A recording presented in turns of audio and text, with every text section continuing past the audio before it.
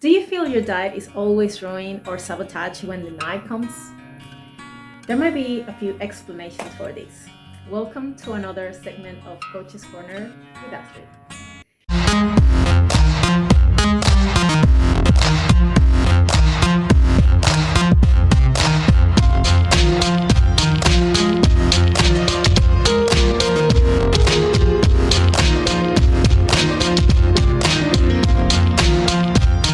So you struggle with controlling yourself at night with food, or you seem to lose control at night over your dinner or even after dinner?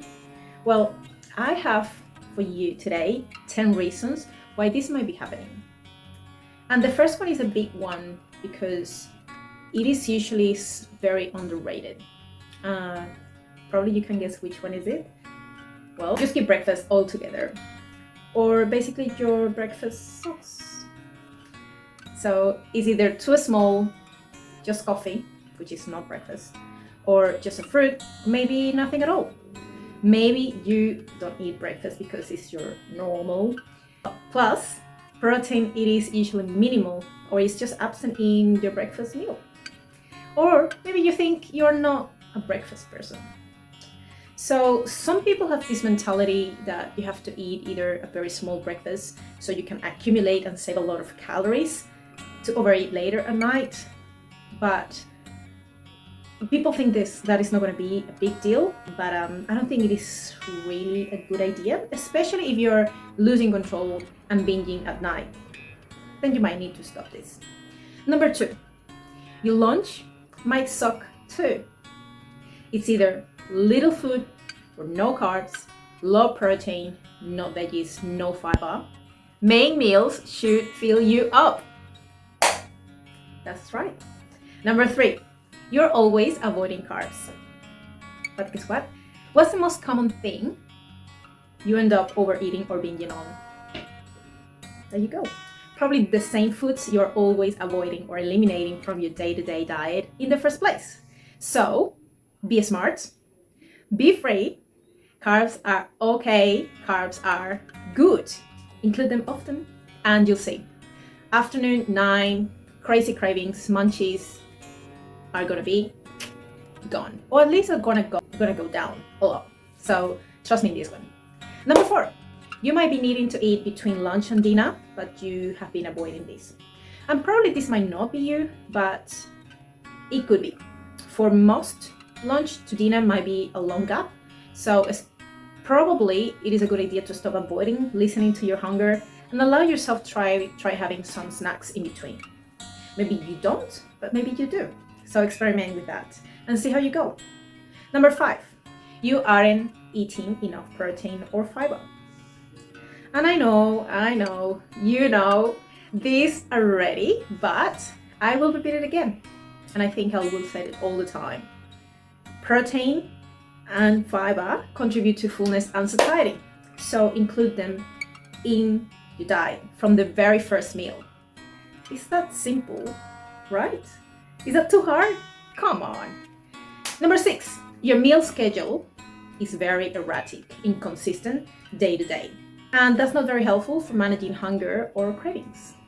Now, the next few points that I'm going to talk about are not so obvious things, but the struggle is real, and I see many of my clients are struggling to identify this.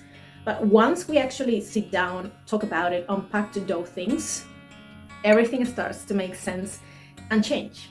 So, number 7, that you actually are at home, you have nothing to do, you're bored, so you turn to food to kill time. Now, that you came just from work, you feel unproductive, anxiety invades your body, boredom eating is a real thing, my friends. So you gotta try to find strategies to try to make sure you're not using food as an escape way to kill time. Number 8, you eat way too fast your main meals and everything all the time. Like, you eat way too fast. Eat slower. Savor your meals. Smell them. Think about memories that are related to those meals, like previous memories that bring some pleasure, some good time, and makes the time more enjoyable. Probably you haven't dedicated time to listen to your hunger and satiety cues. So when you realize it's too late and you're starving, and clearly in this stage you don't pay attention to the quality of your choices, you just eat something rewarding because you deserve it, it is time to start paying attention to those things a little bit more. Number 9, you don't plan balanced and smart meals. So you might go for the first thing you find or rely on takeaways, and then just because they're easy, quick and tasty, but you can do better. Let's be honest, you definitely can do better. And number 10, guess what? Ingrained habits you don't even think they are a habit or an issue, or they just things that you don't even think about. You think you're weak and you have no willpower, but these are actually habits you can break. So the takeaway is to, first of all, program nutritious meals. Plan ahead.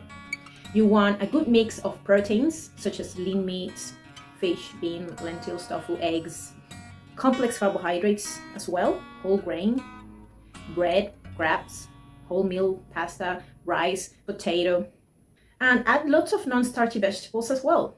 And if you think you've got a lot, well, I want you to think more than that. When you think you've got enough in your plate of these veggies, add more, a bit more. Make them fun, please. Use them raw, stir fry, roasted, steamed, sauteed. It all counts.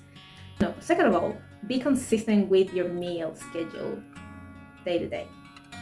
And last one, eat the damn carbs. Please eat carbs. Eat carbs. Also, it ain't just about nutritional component alone. There's likely always more than just the nutritional issues. The mindset. In my coaching at Team Lane, my clients get to discover, unpack not just their nutritional issues, but what's happening with their mindset, their behaviors, their habits that might be hindering their progress. So think about the whole picture. It's not just about one thing. Maybe you have figured out your macros, but it goes way beyond just having macros. Behavior, mindset is a big thing to get you to where you want to get. I hope this helped. If you think it might benefit someone else, tag them. Also like, subscribe, and comment below which of these 10 reasons feel like they are calling you out. Comment below. And if you want to know more about my coaching, email me to astrid@biolane.com or follow me in my Instagram at antidiet_dietitian. So I hope it helped, and I catch you the next one.